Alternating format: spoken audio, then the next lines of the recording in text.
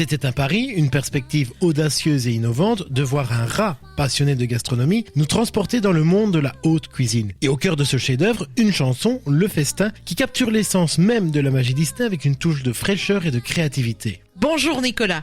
Effectivement, Le Festin, c'est une mélodie envoûtante qui évoque la joie et l'excitation de poursuivre ses rêves avec en filigrane l'art culinaire. On peut dire que Disney nous offre là une chanson qui a su séduire petits et grands. Une mélodie douce comme un bon plat mijoté. Et on est assuré aujourd'hui que l'on va se régaler, sans mauvais jeu de mots, en plongeant dans les coulisses de cette chanson qui incarne toute la magie du film Ratatouille. Et justement, avant de parler musique, il serait peut-être bon de remettre un peu le film dans son contexte. Un film qui fait plutôt partie de l'univers Pixar, non ? Exactement. Ratatouille, sorti en 2007, a été réalisé par Brad Bird, qui en a fait une véritable déclaration d'amour à la France, et en particulier à Paris, puisque l'histoire se passe dans la capitale française. On va donc y suivre Rémi, un jeune rat passionné de cuisine qui rêve de devenir chef. Toute l'ambiance du film y est typiquement parisienne. Les toits des maisons, les ruelles pavées, les marchés, les brasseries animées, et même le nom du restaurant,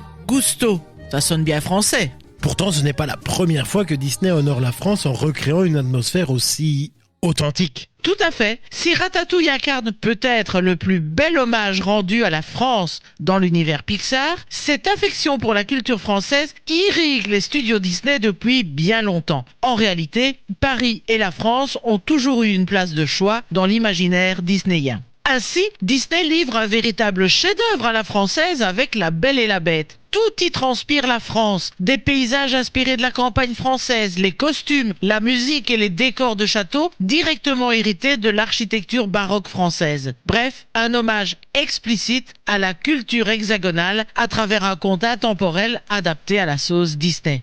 Quelques années plus tard, c'est au tour du bossu de Notre-Dame de mettre en scène Paris dans toute sa grandeur gothique. Inspiré du roman de Victor Hugo, ce film plonge les spectateurs dans le Paris médiéval avec sa cathédrale monumentale, ses places populaires et ses fêtes foraines.